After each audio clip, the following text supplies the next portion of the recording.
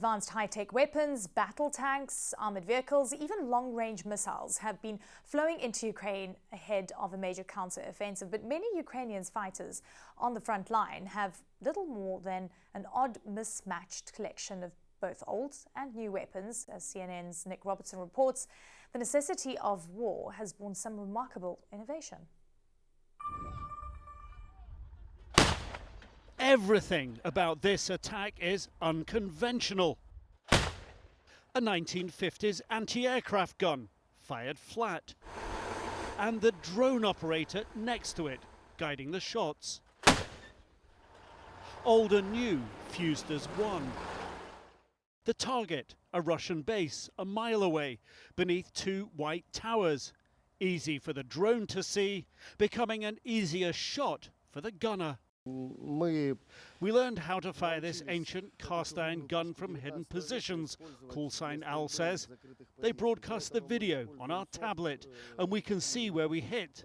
It allows us to aim very fast and precisely. It's real shoot and scoot stuff. They've been on the position less than 5 minutes. They're getting out before the Russians can get a bearing on them and fire back. Nearby, a smaller gun, more improvisation. More shoot and scoot. For much of Ukraine's long front lines, hit and run is how troops probe for Russian weaknesses and an opening for the long-expected counter-offensive. It's not like just like, hey, we're going. No, it's got to be a specific time when all the situation is good and we have advantage for it. Do you feel that's close? Yeah, definitely. How close? It's pretty close. It's what commanders have been saying for a while. Reality, right now, it's cat and mouse, hiding, waiting, watching. Russians understand that we will concentrate our forces. They try to hit as much so we, not to gather this, not to accumulate the forces. But on a daily basis, we have all information, changes in the tactics, changes in the operations, changes in the situation. The lessons of Ukraine's recent small gains around Bakhmut.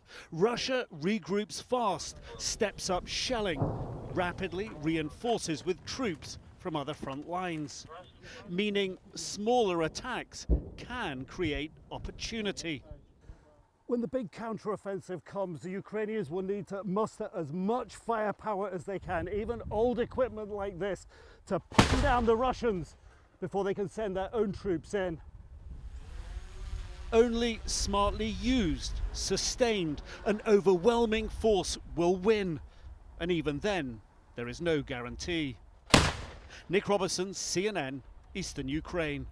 The head of the Russian mercenary group Wagner is reacting to the cross-border attack by anti-Putin Russian groups, saying he doesn't believe Russian defense forces are ready to resist those fighters, even on Russian soil. Yevgeny Prigozhin says while he believes his army is the best in the world, he acknowledged the Ukrainian army has put up a fierce fight and is one of the strongest around. CNN's Salma Abdelaziz joins us now here in London.